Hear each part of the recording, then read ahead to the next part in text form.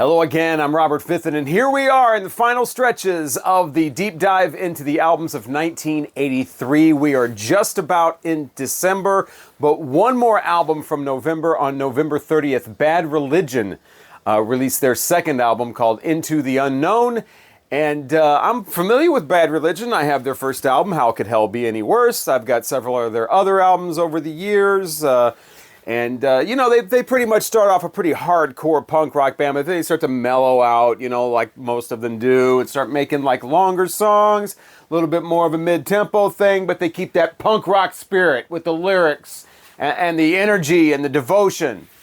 But they're not quite as hardcore as they are on this first album. So I never had actually heard their second album until I started doing this deep dive, and wow! Is it different? It is absolutely a complete 180 from this. Or is it a 360? I guess it's a 180. Yeah, it's a 90. It's like a 190. It's completely different. It's just synths, like prog rush type synths. It's a Roland keyboard, and it's played with this like the song, the Dichotomy that's on here. I think that starts off side 2 has this just constant na na na na na na na na na na na na through the whole thing, and I had to actually. It's one of those albums. This happened a couple of times during this deep dive, where I've had to stop and make sure that I had the right album on. I was not expecting this from Bad Religion at all. There are some more like acoustic type, like A Million Days, has a kind of an acoustic flair. It backs off of the keyboards. But most of these songs, and it starts like 4 seconds into the very first track. It's only over when ellipsis. It's only over when you give up, but they keep the you give up part to the last song, at least the title of it. But they say the full title in the first song. But anyway, I digress. 4 or 5 seconds in, here come these synths, and it sounds like somebody just, learned to use the keyboard, because they're very elementary. They're not like, it's more the da na na na na na na, but it's like a very elementary type Rush type. It's like Rush keyboards mixed with like Loverboy keyboards, and then you have Bad Religion's second album. I did not see that coming. Some interesting lyrics, though, still. I did notice, I picked up on one in a song called Billing Gnosis, where they say the worms ate into his brain. I have no idea where they would get a lyric like that from. But, overall, some decent lyrics in here. It's fairly interesting. It's a decent listen. It's okay. I know a lot of people, I guess, hated this. I guess. Did you catch that? I guess a lot of people hated this when it came out because they were expecting a punk rock album. It's Bad Religion's follow-up. It's their second album. What are they going to do? Are they going to mellow out a little bit? Are they going to find a little more melody? No, they're going to go full-on, like, amateur prog rock. But again, I didn't hate it. I thought it was interesting. I thought some of the songs were well done. If they were a little bit primitive, with the keyboards, I thought still it wasn't. I didn't want to shut it off. I'm going to give this 3 stars. But I will suggest that if you go into this, up front, like I said, this is not going to sound. If you've never heard it, if you heard Bad Religion, like me, you've heard like 5 or 6 albums, 7, 8, whatever I have. I never heard this one. Just go in knowing this is not going to sound anything like those. I don't know the story behind this. I don't know what they were thinking. I don't know if they accomplished what they wanted to. I don't know if they were joking around. I don't know if this was a middle finger to the record label. I don't know what this was, but it wasn't terrible. Just go in knowing that this is not going to be the Bad Religion that, you might think that you're going to get. This is going to be heavy on the keyboards and very it's 1983. It sounds a little more 1979. All right, we've made it to December of 1983. If we make it through December, this video series will be concluded. Everything's gonna be all right.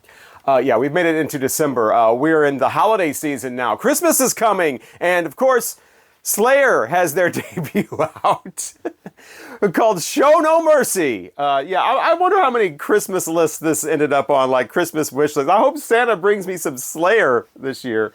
I don't know how popular this was immediately, though. So yeah, it would only be like 22 days until Christmas after this was released. But yeah, Slayer, Show No Mercy, the debut. I know what I'm supposed to say. I'm supposed to be like, oh my God, this is a breakthrough thrash metal album. This is killer.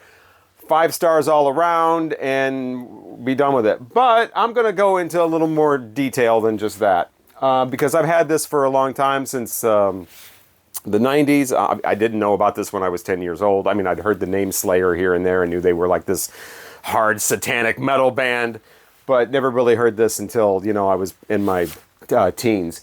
So yeah, Show No Mercy. And when I was in my teens, I thought this was just, I crank this up, don't care about anything else, and just crank it up and enjoy the music. And I do enjoy the music. I think the music on here is stellar. I think when this was first out, if I remember reading some of the reviews, a lot of them said they were, the music on here was amateurish and clunky and whatever. And even after hearing it again, I don't get that.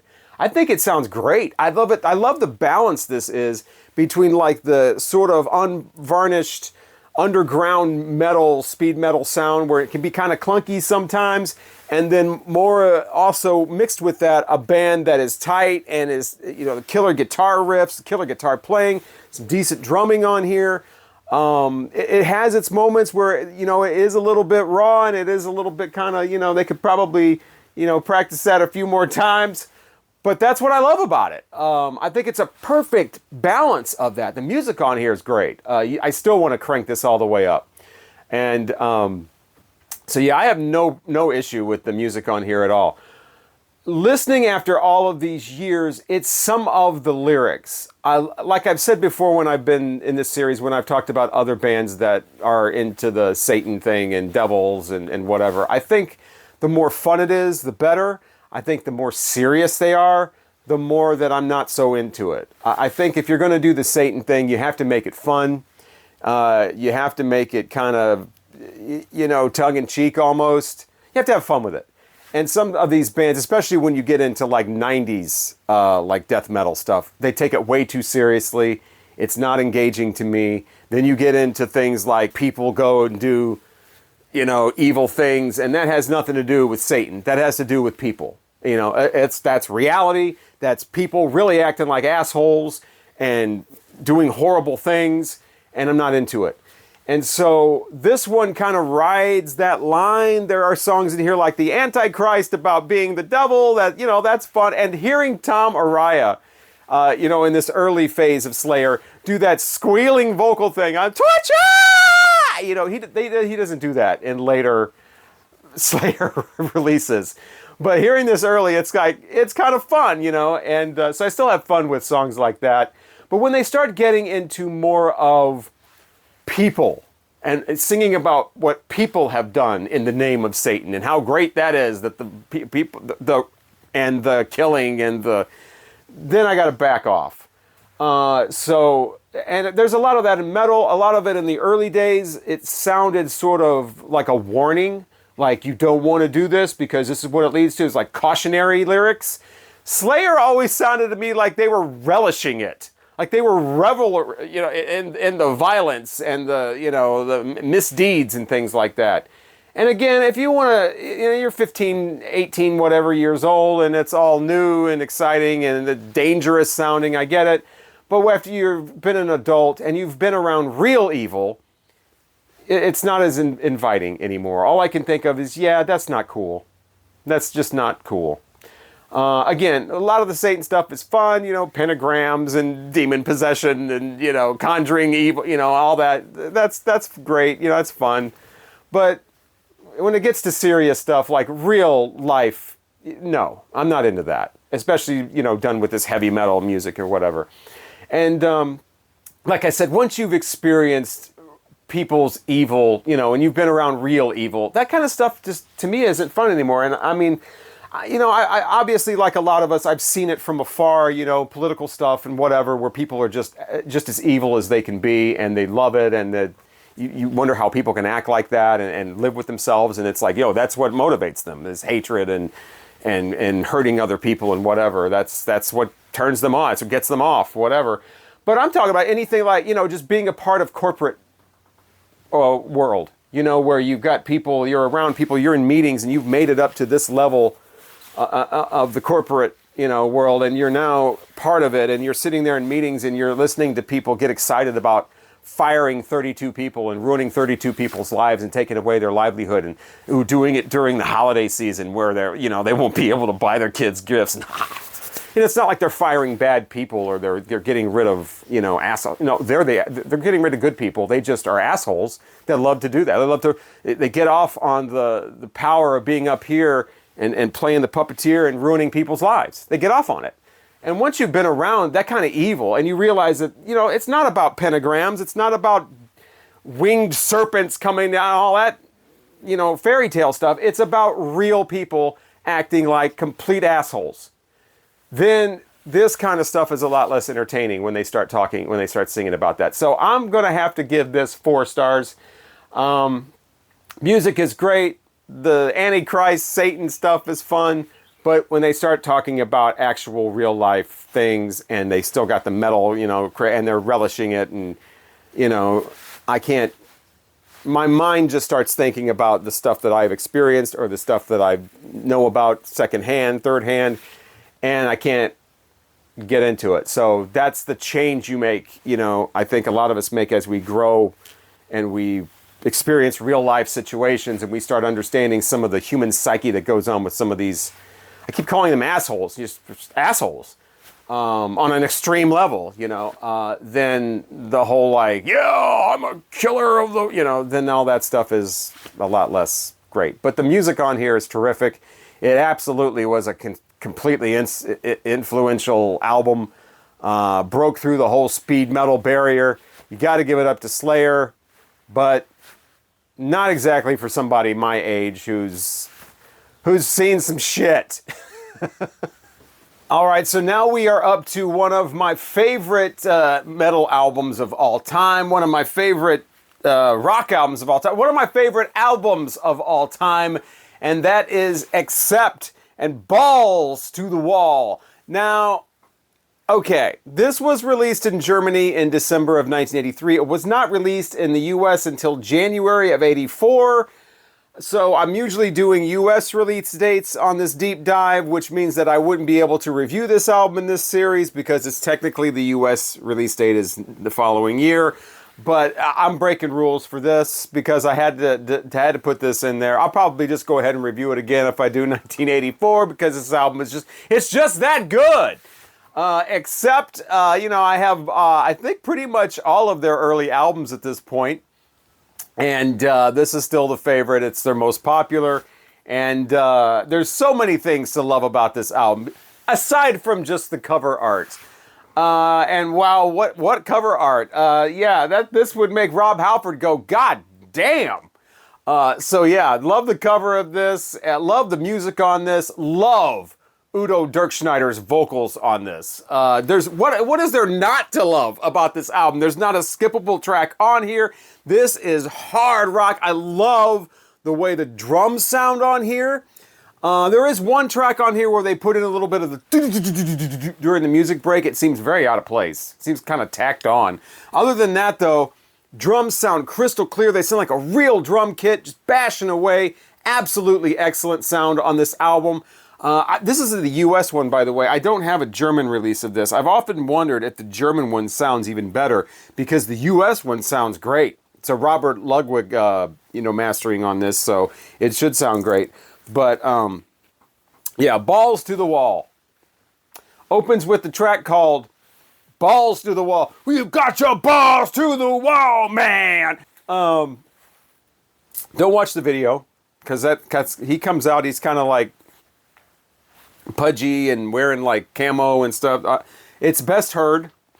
Balls to the Wall. I think I've reviewed this album in another video. I know I have. I don't remember which one.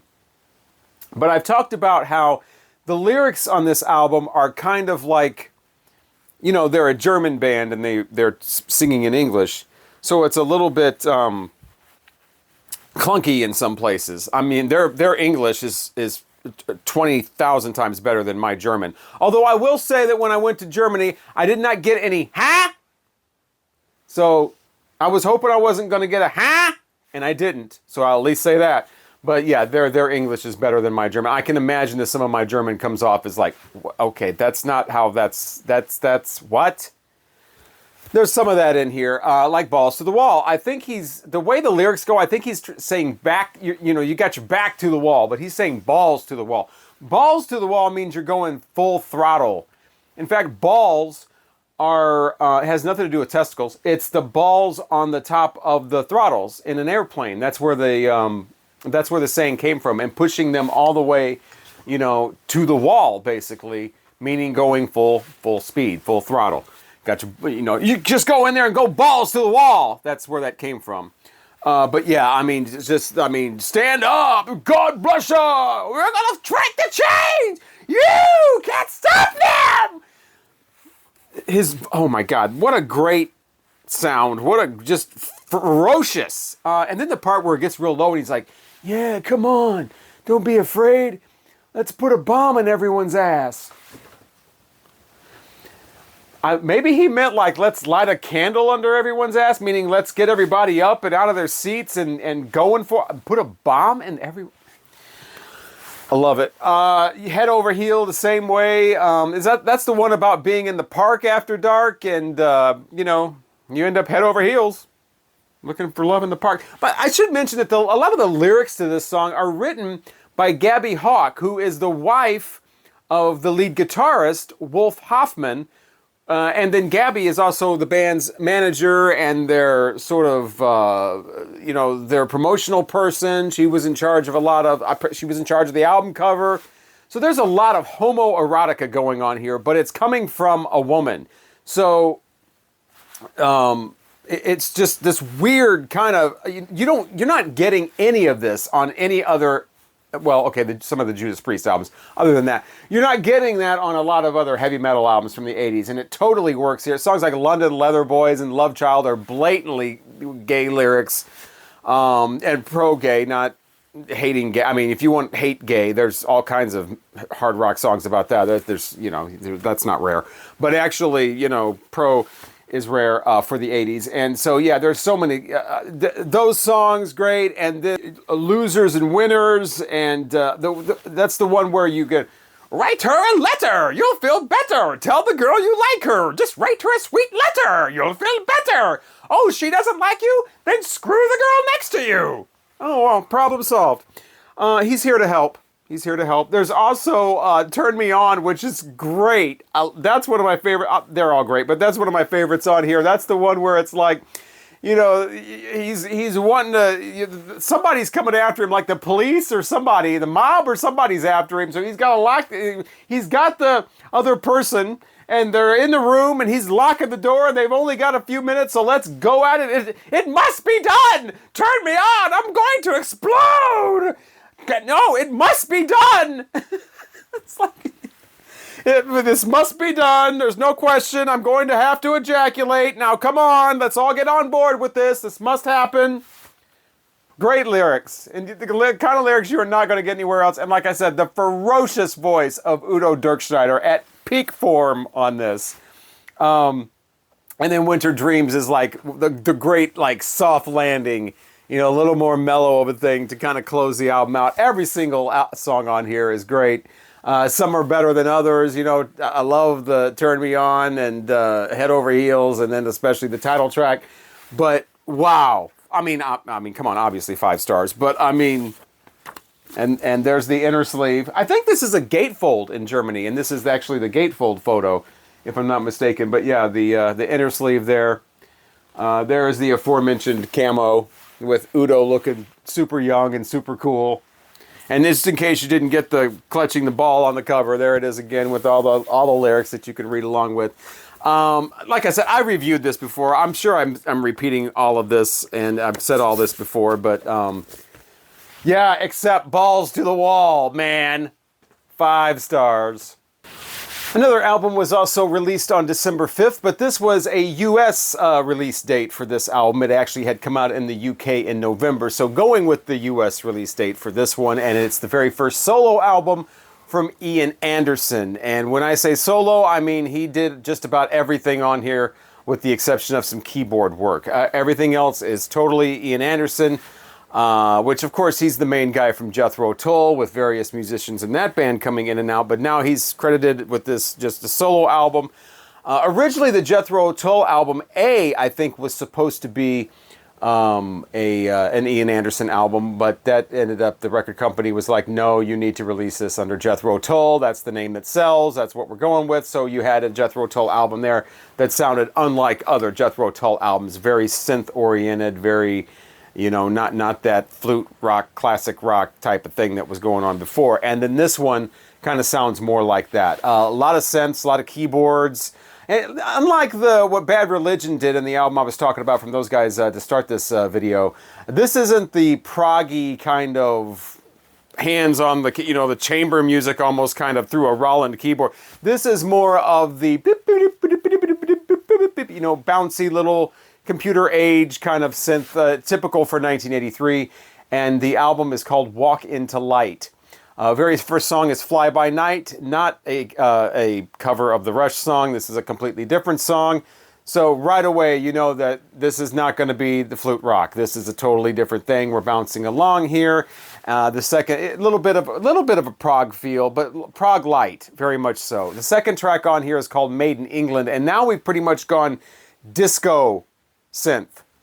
You know, I mean, disco dance beat going on, and then the synths are bouncing along with that one. So it's like, wow, this really is not Jethro Tull. So do not go into this expecting Jethro Tull. This is Ian Anderson wanting to do something completely different, and he certainly does. Does it succeed? Somewhat, but it's not awesome. It's okay.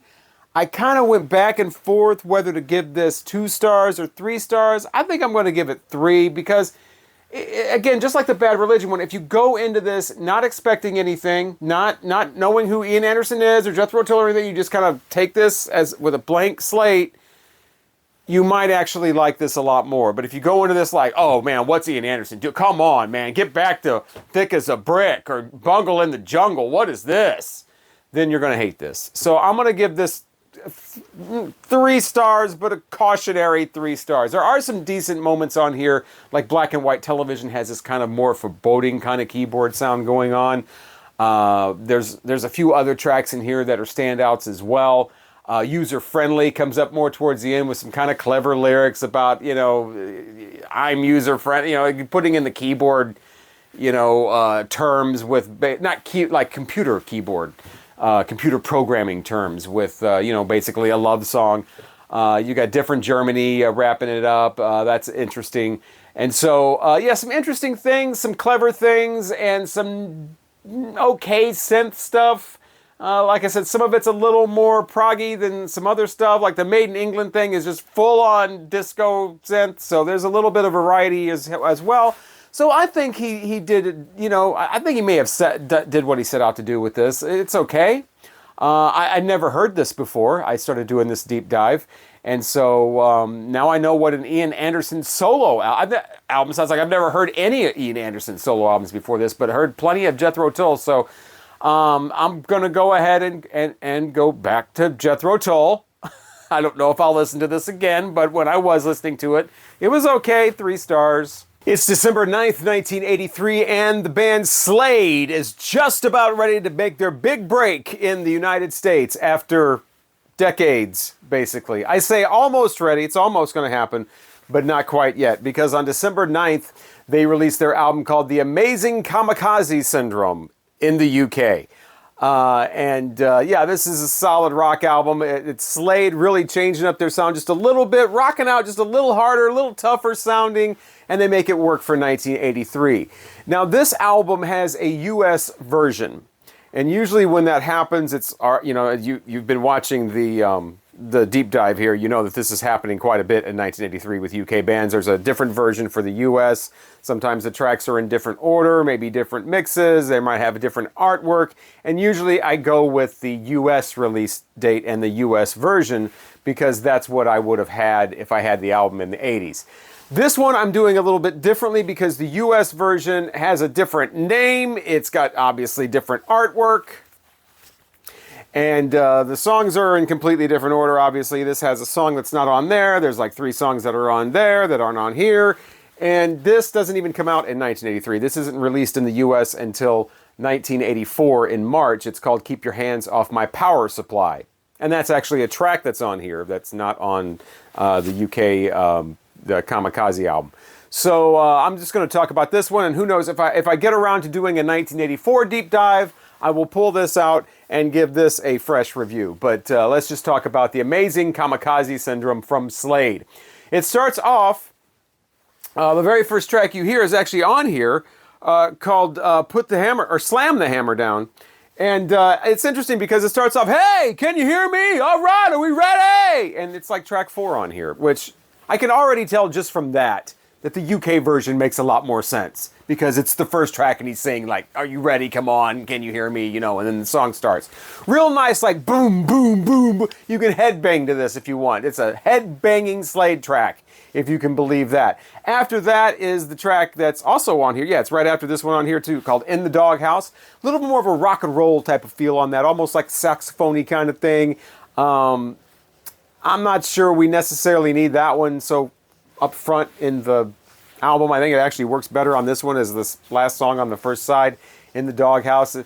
You know, I'm sure that wouldn't have gone over well with American audiences. It's back to the rock and roll 50s thing. Is not something that a hard rock band, you know, in 1983 necessarily wanted to do. But then, track 3, Run, Run Away.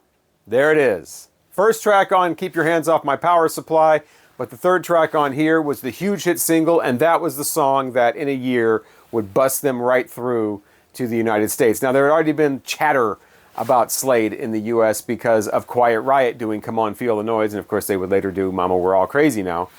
But yeah, Run, Run Away was Slade doing their own thing and getting an American audience with that. Went all the way to #1 on the rock charts because they're a rock band, so they're mostly played on rock radio, but the top 40 stations played it too. I think it got to number 20 or something like that. So it was a decent, you know, number 20 is okay, but it was really for rock stations, and it went all the way to #1. The video was on, and yeah, great, awesome, I love it. Scottish kind of sounding, you know, like we're dancing around, and we got the violins and the bagpipe. I don't think it actually has bagpipes in it, but it definitely sounds like a Scottish dancing kind of reel type thing, but love it. I love that song the first time I heard it. I love it now. I love the 5-minute version. I don't like that 3.5-minute 45 edit, but the full thing where it takes longer to get started and it keeps building up and building up. Love it. Love it. I'll stop doing that now. You can just go stream the song for yourself if you've never heard it. And if you have heard it, you probably agree. Great track from Slade. After that is High and Dry, kind of you know, it's a hard rocker as well, a little more kind of all over the place, you know, it doesn't have a good hook or anything like that, but it's something you can crank up, nice tune. And then you get My Oh My. Oh My. That's the one where I think you're supposed to hold your lighters up. Na na na na na, my oh my. Na na na na na, my oh my. You know, and everybody, oh my God, it's this big anthem thing. I never cared for it at all. And that was the follow-up single in the US to Run, Run Away. Tanked, bombed, went to like number 37 or something like that on the rock charts. I think it went to number like 38 or whatever on the top 40, but again, they weren't really going for top 40, I don't think. But yeah, they went from a #1 rock hit to like number 37. And before somebody says, well, it went to number 37, that's a hit. Number 37 is not a hit. Number 37 means that most stations in the US, like 92% of them wouldn't even added the song. And those that did probably played it for 3 weeks and, you know, in tertiary rotation, and that was it, and it's instantly forgotten about. That is not a hit. If you're in a race with 40 people and you come in 38th place, guess what? You're not getting any kind of medal or trophy or prize. Not a hit. Anyway, So yeah, my oh my, I think they would have done so much better to follow that up in the U.S. with something like, something that comes on here later, like Cheap and Nasty Love. Now, a ridiculous title, but that's a great hard rock song with a nice riff and everything. It probably should have titled it something else besides Cheap and Nasty Love, L-U-V. Kind of silly, but, you know, great rock song. That could have put them, you know, nice 1-2 with Run, Run Away. Or do a part of this, this track. It's like over 8 minutes long, so they would have had to take a piece out of it and just made that like the single or something like that. But Ready to Explode, all about car racing and being out on the racetrack and, you know, revving it up and going fast. You tell me that wouldn't have been big in the U.S.? Are you kidding? No, they released My Oh My as the follow-up single. And yeah, so much for any of the, you know, the passion, energy that had been, you know, built up for Slade in the U.S. That was it. So pretty much they're a one-hit wonder. I mean, Slade has been all going on since like the 70s. In the UK, they're huge. They got album after album, track after track. They did the original Come On Feel the Noise. They did the original Mama We're All Crazy Now. And in the US, they are a one-hit wonder. It's a pretty good hit, but I mean, it was that My Oh My song that killed it, killed the momentum. I mean, they should have done Ready to Explode or even Cheap and Nasty Love, maybe titled it something else, but those could have kept it going a little. I mean, that would have probably maybe have gone to at least number 12 or something. But yeah, no, that was it for Slade. But The Amazing Kamikaze Syndrome is still a great album. It's still a lot of fun.